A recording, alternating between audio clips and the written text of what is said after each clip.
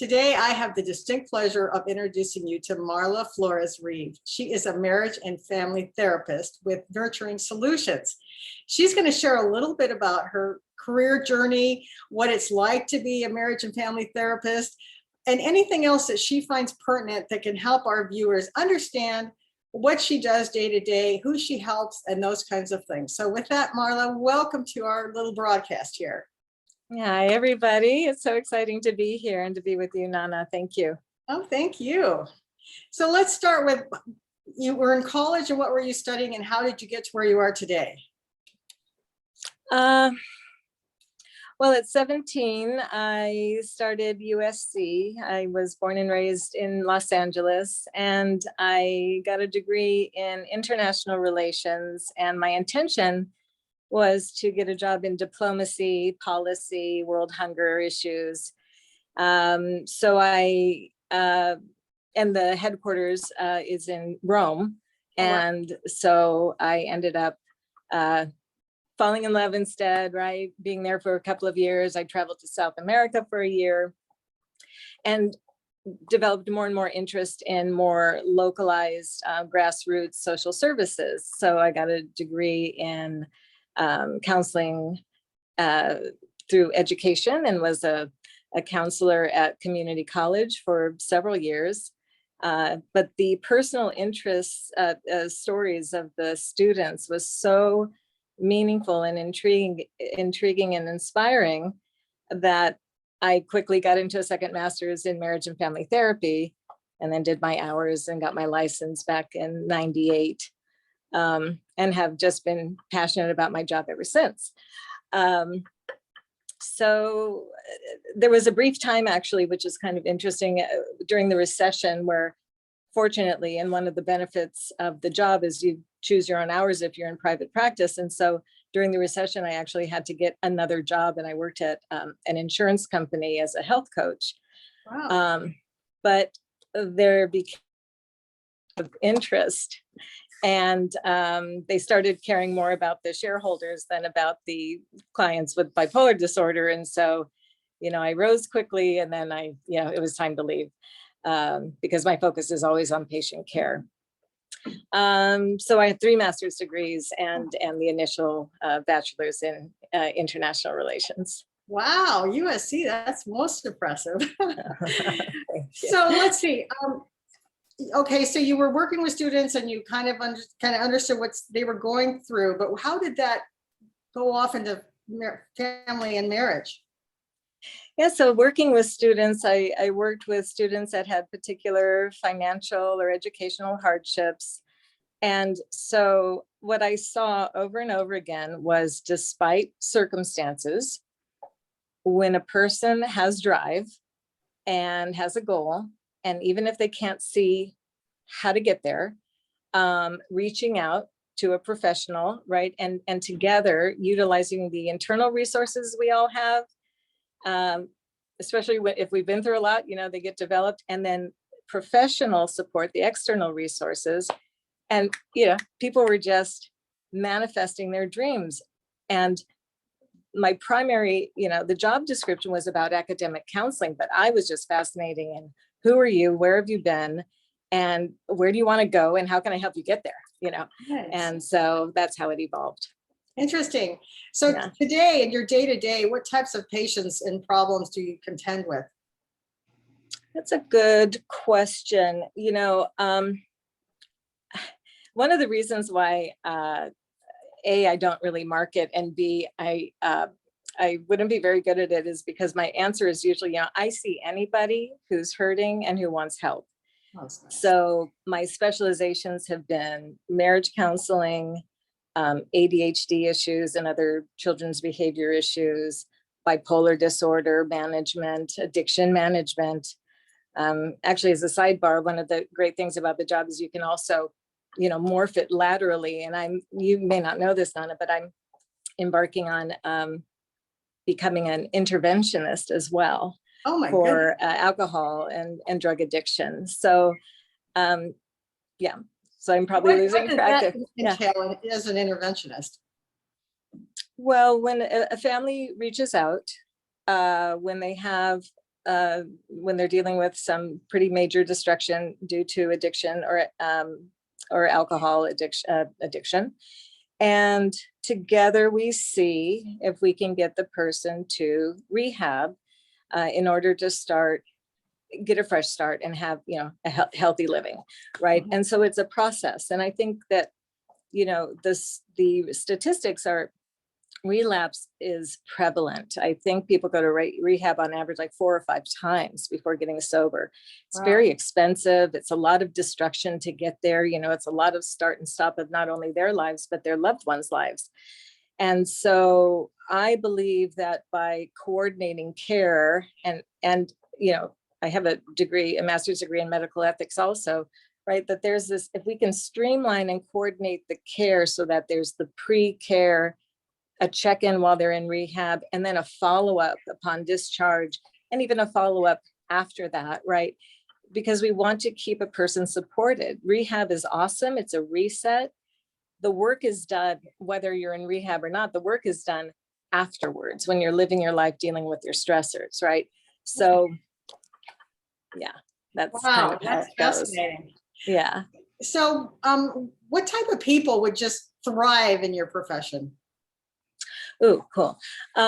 People who have always, sometimes I usually meet the person who has been, that black sheep in the family, but really has just been manifesting thoughts and ideas that didn't fit family culture, right? So I see people who develop and have a lot of insight, but they question or they doubt their insights and their wisdom.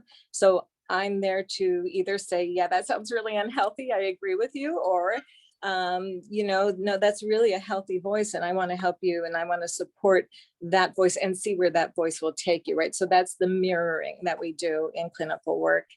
So very insightful, thoughtful people, not so much surface, people. If it's more of a surface person, it's a very specific goal and we just kind of efficiently figure out how to get there, right? So I tailor my style to the orientation of the client. Are they really depthful or do they just want to get her done, and that keeps things interesting too. Oh, that's really interesting. So I'll tell you who I don't see. Okay. Who I don't see are people who, a lot of people call, I mean, I've been there, I've done that, call a therapist because they have a you change message with a loved one.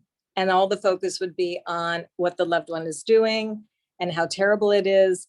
And there are therapists who probably listen to that and are that, and, empathic and compassionate and wonderful. It's not me. For me, we have to look at what we can do to empower change. And so that requires self-reflection, despite, where the primary concern is. So how does someone figure out if they want to come and see you? What do they? Oh, that's yeah. Well, usually people have been thinking about it on and off for a long time. And I welcome calls and schedule an initial 15, 20-minute consultation. Whether or not a person has any interest in coming to see me, it doesn't matter. If someone is interested in learning about how they would go about it, I want to talk to that person. I want to be a part of that journey. That's just where my heart is. So now what often happens is that there's a problem in life. They reach rock bottom with the problem. They call out to a therapist. And just by virtue of, knowing that they mean business, things get better, right? There's this roller coaster. It's like, oh my God, I need it. Oh no, it's actually okay. No, I need a therapist. It's really driving me nuts. And then, so it's cyclical. And if people want to get off that cycle, it's time to see a therapist. So as far as marriage goes, what if the wife wants to see a therapist and the husband doesn't, or vice versa? That's so awesome. That's a great question. It's really a great question because one of the conferences that I attended, there was a line, that you can do couples counseling with a single individual. I'm like, that is brilliant. That's what I do. So there's an actual thing for that. And that means, in therapy, we're helping people navigate life, right? So if a person wants to navigate their marriage in a different way, things change. You can't make someone else change, but very often, change is organic and natural, and we're oriented to be healthy. And so usually by just taking one step, what the shame is, if a person feels we need it, the partner doesn't, says we don't, and then they stay stuck. That person who thinks we need change does not have to stay stuck. Really important. So you can we can work on couples issues and relationship issues and see what happens next. Yeah. And so how quickly can a marriage issue be resolved? I mean, I guess it varies from couple to couple. Oh no, that's you really do ask the best questions. These are the important things that people think about, and I kind of lose sight of. If someone's unsure, I think that it serves them well to, generally I suggest 6 sessions. You can do a body of work with a very specific goal and get a lot of momentum. And it's best to just let the therapist know that in the beginning. Look, I'm only coming for 1 session. It's like, okay, how do I work with that? I'm only coming for 4 sessions. That's okay. It's all good, because we're just part of the journey. And for those light bulbs to go off. It's great to know in advance so that we are asking the questions that really, will really get you where you want to go, and not go too deep if you're only in for a few sessions. So I've heard some people complain that the therapist just keeps asking question, and never giving any advice at all. I mean, maybe this is old programming from what I've heard, but no, I think you're right. It is more traditional or, old school to just be that receiver and that empath. But I think that what I believe is that because socially we have developed so much knowledge about self-care, right? If you think about the books in the 80s, 90s, thousands, we know about self-care, so we have that thing wired. We are validated that change is a good thing and healthy, and what healthy is. So my practice is all very collaborative.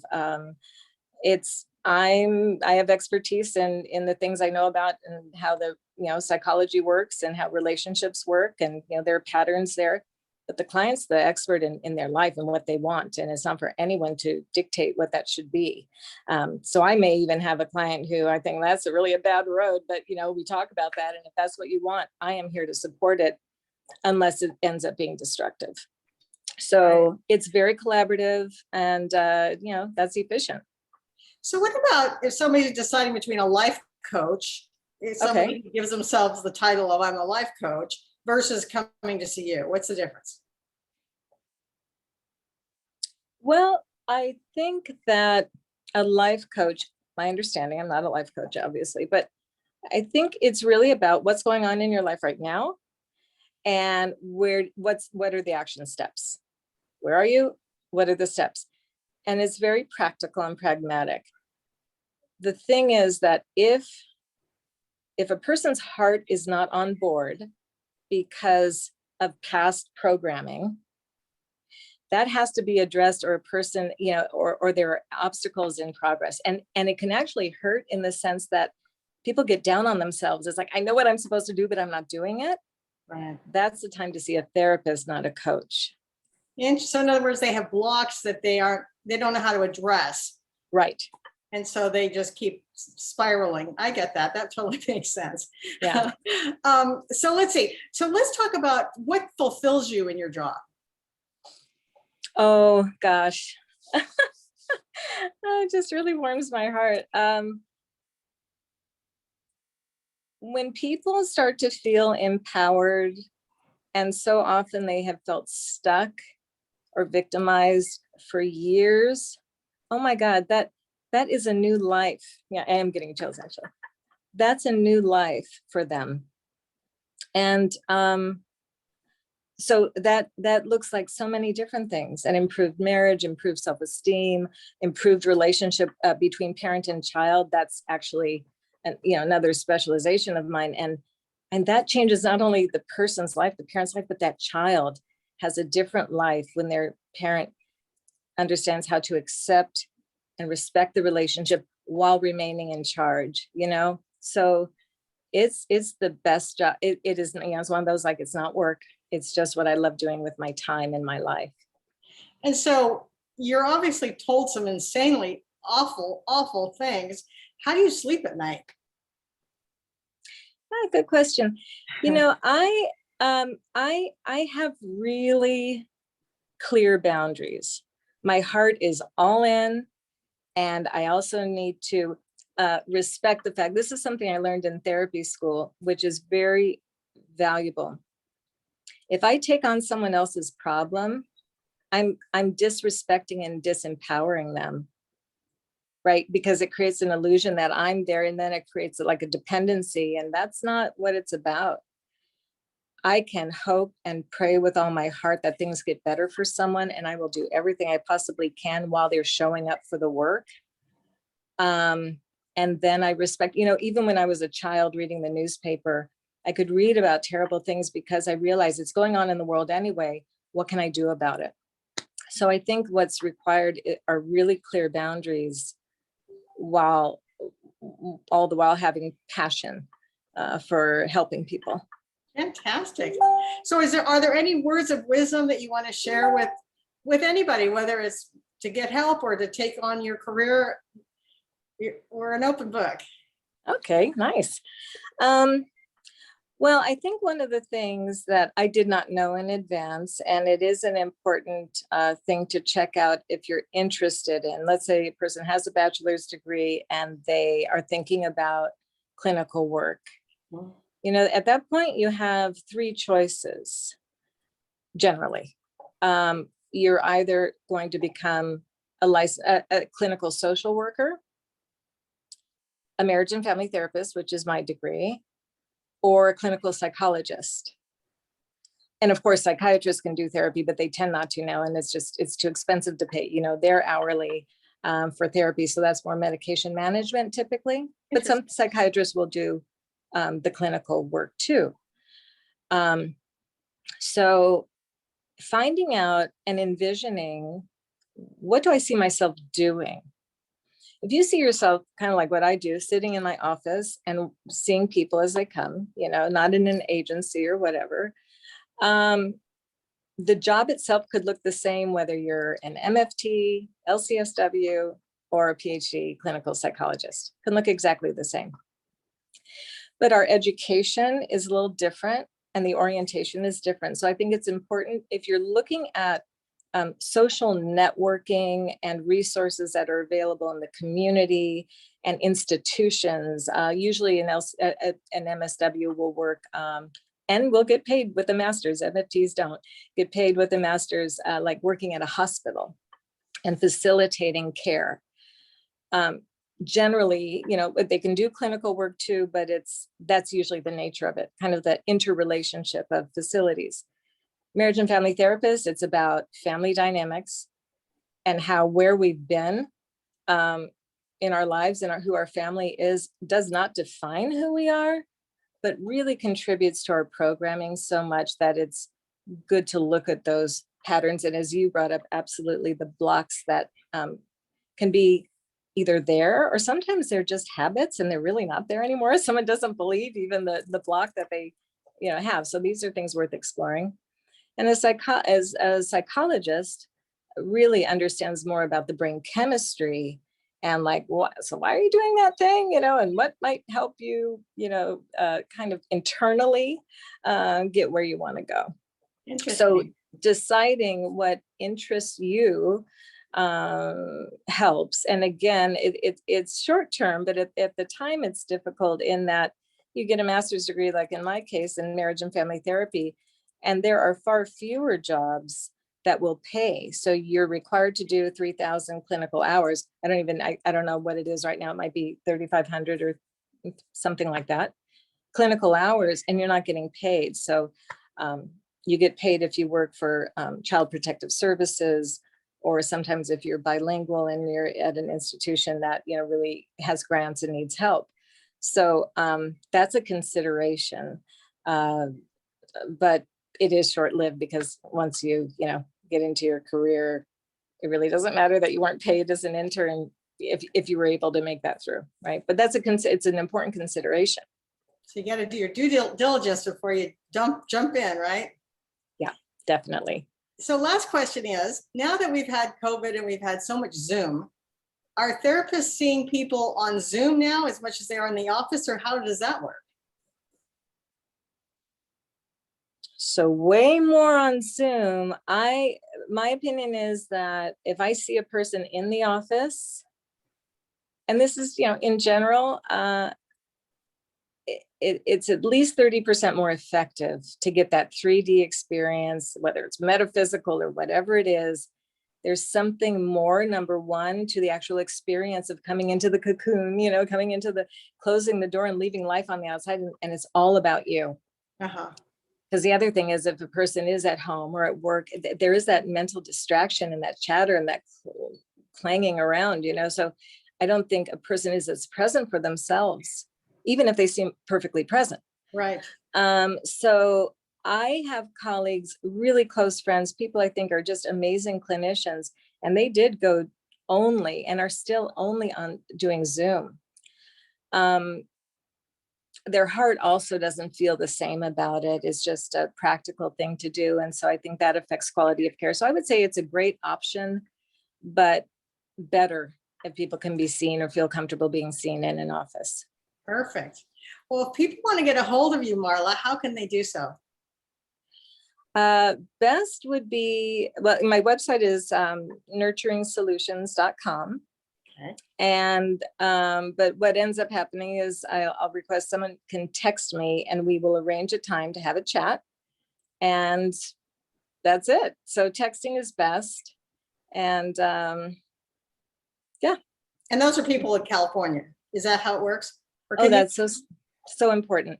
I am licensed in California. And so technically, and for anything that is therapy related, it has to be a California resident. There are coaching or psychoeducational components or the one-offs, or, just kind of like, my kids drive me crazy, what do I do? I can do a consultation, I believe, with people, and I have done out of state, but not therapy. Okay, excellent. All right, well, let's see. I'm going to ask everybody to please like and subscribe to this channel. And if they have any questions, reach out to Marla. You can obviously tell that she's got such a big heart and she's willing to help. And with that, Marla, I'm going to say thank you very much, and let's continue your day. Okay, sounds great. Thanks, Nana. Thank you, Marla. Bye. Bye.